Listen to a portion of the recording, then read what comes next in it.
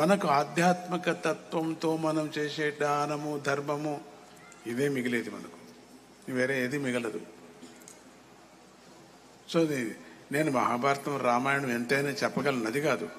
కానీ కొంచెం మీరు దగ్గరికి రాని అనే దృష్టితో మీరెవరు, నేనెవరు, మనం ఎందుకు ఈ పని చేయాలా, మన దృష్టి ఏమిటి, మిమ్మల్ని నేను అర్థం చేసుకోవాలా, గురువు గారు అర్థం చేసుకోవాలి, గురువు శిష్యుడిని అర్థం చేసుకోవాలి. మీరు నా ఇంటికి వచ్చారు, మీరు అందుకని మీరు నన్ను అర్థం చేసుకోవాలి. కొంచెం ఎందుకు ఇంత కష్టపడతారు, నేను పడాలనా? వైకుంఠంలో, ఇండియా వైకుంఠం మీకు తెలుసు కదా, అక్కడ హాయిగా ఉండొచ్చు కదా స్వామీజీ, ఎందుకు ఈ ప్రాబ్లము?